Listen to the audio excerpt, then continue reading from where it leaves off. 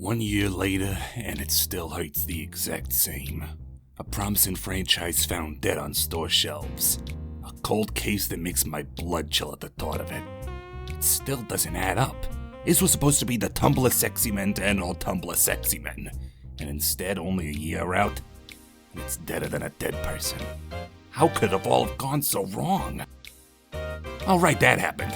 Well, no time like the present to close this chapter. Let's make it count.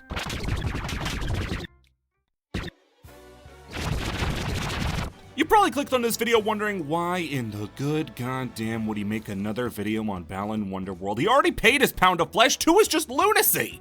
I'm just kind of thinking about making a Balan Wonderworld video every 420, make it a national holiday. I mean, everyone's already taken the day off to play Balan Wonderworld, it's a good synergy. But yes, after talking bad about the game a whole year ago on the dollar, I'm back to do what apparently a very small group of people have ever done, play and beat Balan Wonderworld. It's still a fascinating story on how, despite having an amazing art style, the backing of a major game developer, and a decent amount of hype behind it, Yuji Naka and Naoto Oshima's reunion tour went very, very badly. Like, unemployment badly. For those of you who didn't watch my original video on Balan Wonderworld, and if you didn't, it's fine, I don't even care anymore.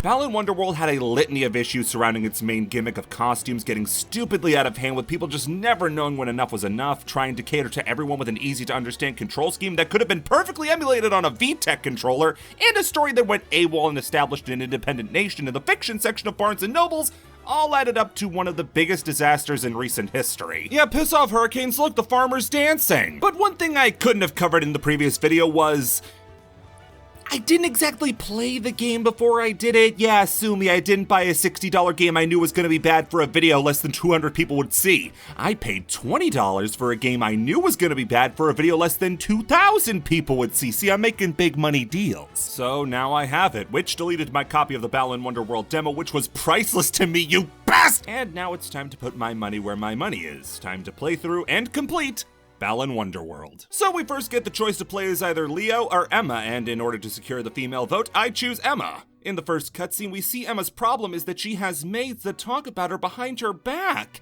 This is the least problem a problem has ever been. Already having maids disqualifies you from most real people problems. After we see the one company with more upward momentum than Enron, we visit the Wonderworld Playhouse to get the ball on rolling. If I had to give the game one positive, which shockingly, I have more of them, I swear, it's the CGI cutscenes that always impress. They're beautiful and dripping with the style that so many games these two have worked on has had. That being, you will play nights and you're gonna like it! Here we get introduced to the big man himself, Balan. His design is such a wonderful blend of circus ringleader and theater maestro, while all still having those fantastical elements like being in blackface and his fun mint dreads. I joked earlier when I said he was a Tumblr Sexy Man, but he's like a solid, Megamind or Jack Walton on the Tumblr Sexy Man tier list. The shifting visuals from Neon Nightmare Realm to Being Drunk are all fun and inventive, and honestly get this game off to a good start.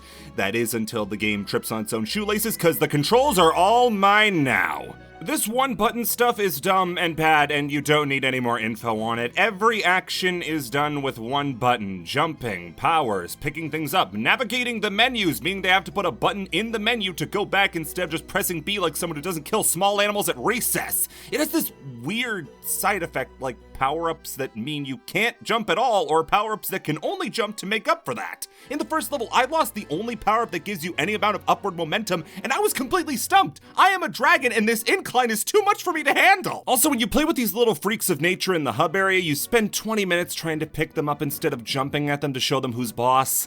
This is the part you don't think about when you hear this game only uses one button. You can also kind of tell that while they were developing this game, they had a framed picture of Kirby on their desk saying, "Yep, that's a mighty fine looking platformer you got there. Why doesn't mine look like that?" There's a very clear envy of Kirby throughout this whole thing. The costumes are copy abilities. They wanted to cut down Kirby's 2-button controller to just one.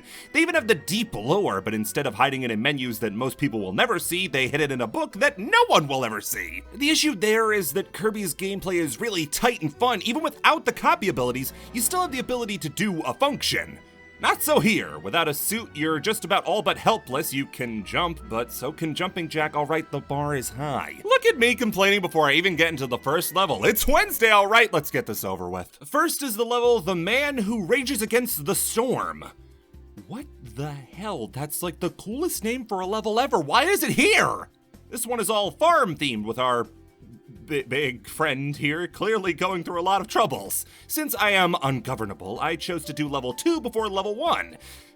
They give you the option in the first place, but I'm taking it regardless. This whole level is kind of disgusting because it curls inwards and outwards depending on where you're walking. A few levels in the game are like this, and it's never ever good. We break the bottle against the Balan Wonderworld ship with Elastiplant, a costume that allows us to— oh, that's just filthy. He can become tall into a little hop when he runs out of juice. I can safely say that as far as costumes go, this is a terrible introduction. If you want your player to be excited for the rest of the game, making one of the first power-ups be so mundane, it's a bad start. There's also a soccer minigame, which this game has because naturally it would. It's obsessed with these little sports minigames. There's about one per world, and I don't even know what they're going for. I get having little minigames, but why are they sport? The next costume we get is Dainty Dragon, who is when you come to the crippling realization that the y-axis has been totally lost to us. We can't even take off the costume and just jump around then put it back on. No, you're gonna drag yourself all the way back to Elastiplant to clear an embarrassingly small hurdle. Dainty Dragon does, however, excel at combat, where you have to take on the Negati. What is a Negati? Don't worry about it. Look how the weird breathing animation is just the model growing and shrinking. It looks disgusting. Our final costume for the level is Pounding Pig.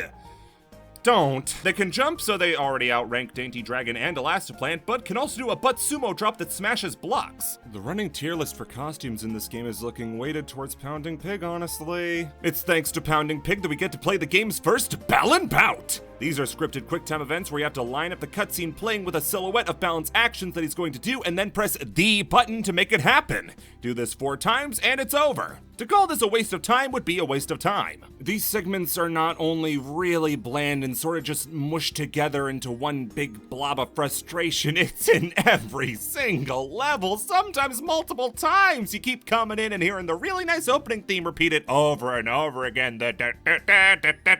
with Balan's big smug mug coming in like, oh, hello there! And don't worry, you can't skip them, cause there's a collectible tied to them. You gotta do them sooner or later to advance in the game. Yes, throughout the levels you collect trophies of Balan that you need to advance through the levels. You need to throw so many into the engine of this train to keep it running. You may notice that you don't get many on your first run through of a level because of something like this cockamamie contraption. You need to get a specific costume from a different level and then come back to it. Now, using power-ups to collect new things in old levels isn't exactly anything new. If SpongeBob the movie The Game does it, then I can get behind it. But here it's so frustrating because once you get a power-up, you don't always have the power-up. You can only hold 3 at a time, and if you get hit, you lose it. There's some costumes that you need multiples of in order to maintain sanity, and if that costume's in a different level, tough turkeys, cowboy, you're going all the way back to get one. Now, there is a costume room that you can enter at checkpoints to swap out costumes in reserve, but you need to stock them up in the first place. You can only stock up costumes when you collect a new costume while already having 3. You can also only store so many of a single costume, and is this feeling like homework yet? You could have just made it so when you take a hit, you lose the costume, but can pick it back up like Kirby, and even just have hit points so you can keep whatever costumes you want. Whatever, so a completely inconsequential mid-boss later, and we get this little heart trinket. We see just how fruitless our efforts have been, and are booted back to the Isle of Tims. Tims are these disgusting little mutants that follow you in levels and beg you for food, so we feed them teardrops and make them fat. They really broke the creativity barrier when they named these things after the guy who delivers food to their office. Oh, we have a new lovable mascot! Dylan! These are our chow stand-ins for the game, like, more blatant than usual. You feed them the drops you collect throughout the levels, and they change colors depending on the type you feed them. I tried to get an even distribution of colors, create as much racial tension as I could. What they do here is get fat and jump into this hamster wheel. There's a number that ticks up alongside it to show what upgrade you're going to earn next. What do these upgrades do? All the Tims can really do here is roll around in this little wheel and breed when they get fat enough. You spike a Tim into the head of another one and an egg leaks out of their skull afterwards. It really doesn't incentivize me to feed these things if the most I can expect out of it is a pointless, meaningless number ticking up. Who would want to watch something like that? yeah. I will say the Tims do serve as a fascinating case study of something I've observed in nature, in when a video game gives you a small, holdable creature and then places them directly next to a cliff, human instinct is to run directly off that cliff or throw the creature off the cliff. Baby Penguin from Mario 64, this one's for you! So anyway, we venture back into the level of the man who is the storm approaching, provoking black clouds in isolation for what is supposed to be level 1. Here we get Tornado Wolf, who smashes it out of Pounding Pig because he can jump, and his jump is an attack. Untold potential here, really. After braving the game's hardest puzzle, a switch, we get a trophy and are introduced to this game's main villain. What is his name? I don't know. I mean, I do. It's Lance, but if you're playing the game as it's intended, you never know. Anyway, he sends out the 3 strongest god soldiers after us, and we also get Jumping Jack, who I'd say ties with Tornado Wolf in terms of practicality. He can jump farther than most and has this weird, unexplained mechanic where the longer he falls, the further his flutter jump will go. It can help you scum your way to some trophies you probably weren't supposed to have yet, and actually shows off a positive for this game. When you're fucking with the platforming, it can be fun. Certain costumes can let you move in kind of unintended ways that let you get to places you shouldn't be, or just flat out skip large swaths of levels. In these moments where you're pushing back against the game enough and it starts to crack, it's actually really enjoyable. I don't think this is what was intended, but it's there. One more Balan bout later and we're on to World 1's boss. The farmer guy is farming like a guy when a big tornado comes in and destroys his crops. And then his heart gets corrupted by Lance and he turns into Tornado Wolf, but evil. I'd care a little more about this man if he did more than be bigger than me, stare at me like an angry god, and then give me a crumb of backstory. Why not include a little bit of story here? Well, that's because Yuji Naka intended for Balan Wonderworld to be enjoyed without words. No words means there's no language barrier for everybody to enjoy Balan Wonderworld. Now, could you please buy this book that explains literally everything that is only available in English and Japanese? So we throw down with the boss, and I've got another positive. So soon after the last one, you'd think I'd like this game or something. The bosses, for the most part, are well designed, requiring you to use various costumes in order to get the most out of it. You earn a trophy for every different fighting style you use to beat a boss, so you can easily secure a win by hitting the boss the same time 3 ways, but you can also hit him 3 times different ways and get 3 trophies for it. Outside of that, there's a good amount of challenge while not dragging on for too long. You can hit him back by hitting the tornado with Tornado Wolf, pounding the column with Pounding Pig, and just sort of missing with Jumping Jack and going back to hit him with Tornado Wolf again, but it still counts as a different way of hitting him, so there. After freeing him, the farmer man calmly approaches Child before... yeah, you know.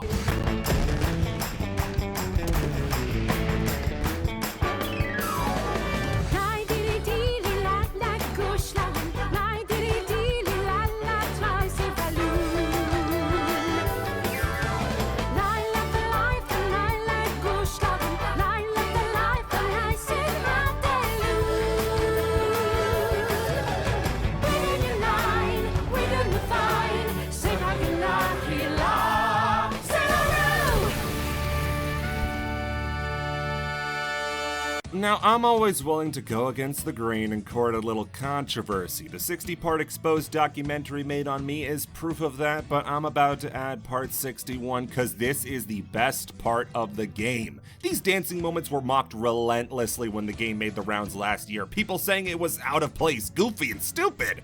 What they didn't realize is that they were naming all the positives. This is the silliest thing ever, just ending on a boss fight with a perfectly choreographed dance number with blank, emotionless character models who look like they're just going through the motions. A super peppy singer belting out some fire using pure baby garbage. I never skip these. They're the highlight of every boss fight. Even if the level or the boss is a stinker, doesn't matter, cause just look at them go! First time you get a costume too, there's a little motion capture dance to go along with them, and I'd be lying if I said I didn't look forward to seeing what dance was coming next. Is this game slowly breaking me down? Maybe, but what I do know is that we're ready to take on levels 2 and 3 now. Having recently become very governable, I check out level 2-1.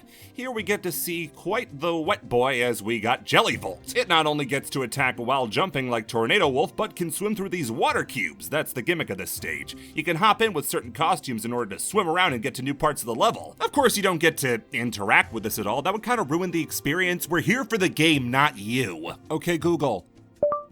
Where is the key in Balan Wonderworld? Next costume is Bubble Blower, who is easily the worst one in the first couple levels. By holding down jump, you create a big bubble you float around on very, very, very slowly, drifting forward for maybe about 3 seconds before it pops. It probably pops before that though, since touching anything, and this does include nothing, will burst the bubble. You have just enough time to get to where you need to go before the bubble pops, and it's just spiraling down to your death if you don't. For some reason, I go out of my way to play the worst part of the game, where you have to do the quick time showdown with Lance. Balan beats him pillar to post and makes me wonder if maybe he's the bad guy. I mean, Lance is spooky looking, but you can't judge somebody based on the evil black tentacles sprouting from their head. The final power-up of this level is Dynamic Dolphin, who can swim like Jellyfolt, but faster. Okay, I'll bite. What else does it do? You ask too much of me. It was either get Dynamic Dolphin in the game or not, and look how the world might look if that wasn't there! On to the next part, and I'm already really bored of this level design. It's supposed to be like Mario 64 or Banjo-Kazooie, where the levels are these big, wide-open sandboxes you collect the prizes in at your leisure, but this feels a lot more like a hallway that you just sort of walk forward in to succeed. I only even found one of the new power-ups in this level, Telepotter, who lets you move forward a few feet. I'm shaking in my boots right now, I bet you can hear it! The boss of this world is a big ol' fish monster based on the memory of this girl being nearly drowned to death by her friend Dolphin. This is extremely funny, and I'm sorry if you think otherwise. A quick splash zap and pot later though, and the boss in this level are history. This is where I think one of Balan's biggest weaknesses come into full effect. I can't write anymore. How is this the hardest video I've ever written? These first 4 or 5 levels are really boring, mind-numbingly boring levels that you have to progress on a very linear path, not helped along by the fact that these are some of the lamest, most situational powers in the game. Bubble Blower, Dynamic Dolphin, Telepotter, none of these inspire anything but yawns. Oh, you can teleport through kind of thin walls. Neat! No game puts forward a worse foot than Balan does, and the following levels don't do a much better job. A little feller with a lantern on their head that can temporarily light up dim areas, a critter that can stand on certain platforms in specific areas to get at most 4 drops of the most common variety, or getting to light certain torches with your head. Game, please leave a little creativity for the rest of us. Or how about a butterfly that can fly really high, but only when it's dark out? This is the only costume that has any potential out of all these levels, since it can actually do some impressive things and make movement fun under only the most stringent circumstances. There are 80 costumes in this game, but by the end, there are really only 6. The 4 that you need to get to certain areas, and the 2 that you need to get to places that only those costumes can get to. God, I've been waiting for years for a game where there's a gear power-up that lets you get through maybe 3 doors in the entire game.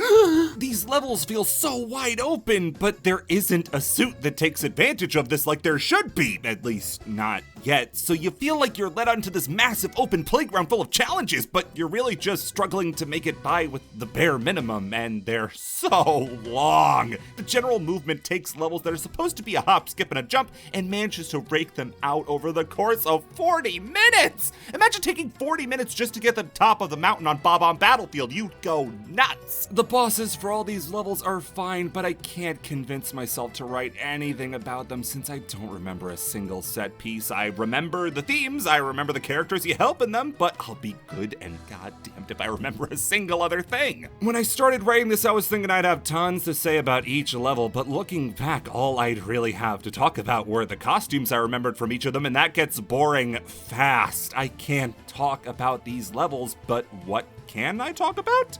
Well, I can talk about the graphics. They're far from the game's worst aspect. All the levels, even if technically forgettable, are at least visually distinct and fun. All the costumes you wear for the most part are cute and well designed. The dances characters do are, like I said, fun, but what I was shocked by was just how bad this game runs. There were incredibly frequent bouts, not the Balan type, of slowdown. They were also at really predictable points of the game that would just freeze up for a few seconds. When you get to a checkpoint, when you get a costume, mid-Balan bout, the game just decides to get cold feet and give up on moving. It's not my PC, the game just can't keep up with itself. I was ready to excuse Balan Company since it's their first game. Imagine that, Balan Company didn't shift any product pre-Balan, don't be shocked. But then I did some digging and realized they didn't develop crap. That duty fell squarely on the feet of Arzest. That name may cause a bit of a stinging in your frontal lobe, and that's because they're an infamously subpar developer who have genuinely never made a good game. Responsible for series lows like Yoshi's New Island and Hey Pikmin, they never even made a fully HD game prior to this, and it shows. I was wondering why my Hey Pikmin radar was going off this whole time I was playing. I thought it was just a coincidence. So yeah, the game was shaping up to be every bit as bad as I had heard it was from everyone up until this point. And then I got to level 6. This one is vaguely place-themed. I mean, there's a hint of French, a whiff of French. This level is nothing special, honestly. It's mostly just going up this clock tower, but you do get the gear power-up. That's important. But then in the second leg of the level, you get a power-up called Aircat, and this is a step in the right direction. It's a power-up with the ability to let you run along the air. This is kind of what I was hoping for. It's not a miracle worker or anything, but this is easily my favorite power-up in the game so far. It gives you actual mobility options, not pretend to give you an extra jump while actually just slowing down the game to the speed of molasses. You move fairly fast, can cross gaps you couldn't before. It's just the best power-up so far. Later on, when you get to the first part of level 8, you actually get an upgraded form of this called Frost Fairy, and oh, would you look at that, the game's over. Frost Fairy doesn't deserve to be anywhere near the rest of this garbage. It's the best power-up in the game, and I'd argue how the game is meant to be played. It's like Aircat where you can walk on air, but Keely is the fact that Frost Fairy also lets you ascend while doing it. This means that with enough finagling, you can reach spots that you need very specific costumes to get to with just Frost Fairy. This costume is a game breaker. Your goal is to now stock up on as many Frost Fairies as you can muster and use them to ride to victory.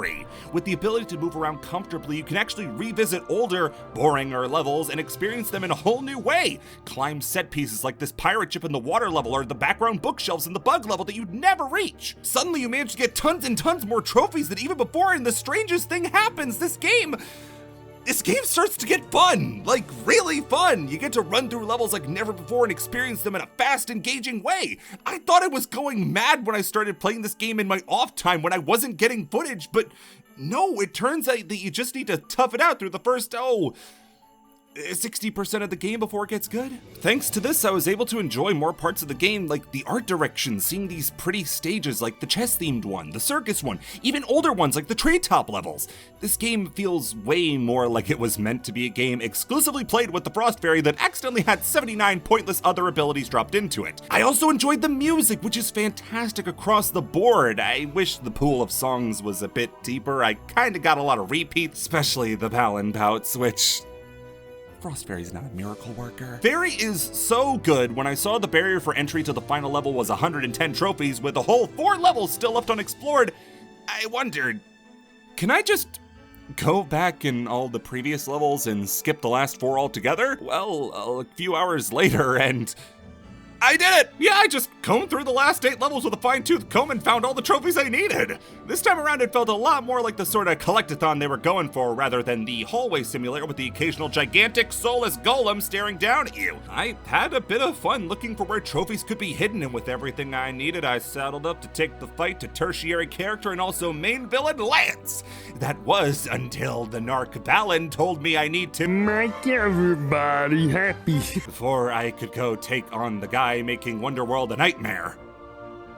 I did it. Final boss time, and it's time to lock horns with Lance. We've only really met him a handful of times where he was, at worst, a little annoying, and we're going to send him to the Hell Dimension for that. We get to bring whatever costumes we have into the big occasion, which means Frost Fairy and extra hit points, and the fight begins. Lance has a pretty nice variety of attacks with his dashes that you need to suss out which one's the real one and counterattack, summoning about 3 of the game's most basic enemies and then letting himself get walloped and launching energy balls. I don't know if I'm broken or not, but this part was pretty enjoyable. It at least kept me moving, so I wasn't as bored as usual. After giving him the business, he transforms into a bad dragon and then proceeds to... I could have dodged it. Seems even Frost Fairy isn't enough to get the job done this time, but we've forgotten the power Balan trusted with us. The power of friendship, and all my friends are here! The farmer, Clown Critter, even dear Rat Boy is here. They give me the power of their situationally useful power-ups, and we head back into the fight. For some reason, he doesn't just hit us with the beam that kills us no matter what again. This section is meant to test your skills with all the costumes to avoid attacks and get to the eyes to hit them, but see Frost Fairy, Air Cat, and the fire hydrant, because yeah, there's a fire hydrant. I'll just hit the eyes for free, and then all you have to do is dodge the laser at the end, and you win! Except this is one of those times where the boss doesn't stop being a hurt box, and he landed on me, and I died, and I'm not kidding, I didn't know my mic was on, so this was my genuine reaction to finding that out. I'm gonna fucking piss my pants. Bish bash bosh, I go back and give Lance another wet willy till he gives up. We get the final dance of the game, and it's time for Balan to finally let all his prisoners go.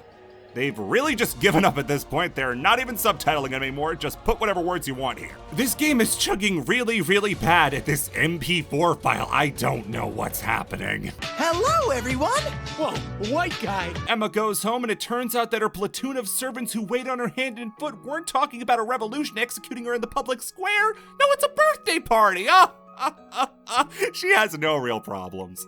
So, that was Balan Wonderworld. As a card-carrying member of the Being on the Crappy Games wiki article about Balan Wonderworld Club, I should be inclined to parrot the popular opinion that Balan was an awful game, one of the worst of last year, and one of the worst platformers of all time. And if I did what I should have done for the good of my health and quit after level 5, yeah, I'd probably scream from the highest mountaintop that, yeah, it's pretty much what you expect it to be. But by the end, it wasn't. I was actually having fun running around with Frostberry and collecting trophies. Yes, I thought Stockholm Syndrome had set in as well, but no, I was actually just having a fun time. The problem mainly comes down to the game not being what the developers intended it to be, because they had no idea what they intended it to be. There's enough bad about this game's development that you could make a whole video about it, and I did! If at some point someone had said, okay, that's enough, we don't need 80 costumes, let's just take like the 20 or 30 that we have and make them all really fun, like someone did with the Ice Moose on accident, then we'd be grand if more effort was put into making the game fun, fast, and engaging. If only instead of dividing the gameplay up over 80 whole costumes, we had a character who could do all of that. Now, why don't you play as Balan in this game? Like, it's his Wonderworld, but I only get to play as him in these segments that are as engaging as a slideshow. You could even unlock a Balan outfit, which is like Frostfairy on crack and gives you legs longer than War and Peace. Why not just have the whole game centered around these sets of powers instead of dozens and dozens of ones that feel hollow and pointless? I like writing negative videos. You like watching negative videos. We both know that, but there's something about Balan Wonderworld that just makes me feel protective about it. Like, I don't want anything bad to happen to this game that even I think is a 5 out of 10, at best, bang average platform on its best day. I just see all the passion that went into everywhere but the gameplay. You don't write a novel for something you don't care about at least a little bit. Ultimately, Balan's gonna go down not for what it is, which is a so-so platform with some good ideas and okay levels, but for what it really is, which is a mediocre platformer doomed to obscurity.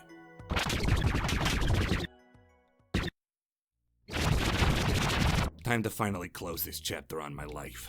Balan's been laid to rest with a modestly positive yet bluntly negative video that hopefully will not upset the 500 or so fans of this game left who are supporting it with like really good fan art and stories. Seriously, it's a bustling little community. But just like a couple who met at anime speed dating and have differing opinions about the Jujutsu Kaisen movie, it's time for me to split. I got bigger fish to fry, because if you've seen the stats on Babylon's fall player base, it's just, oh baby!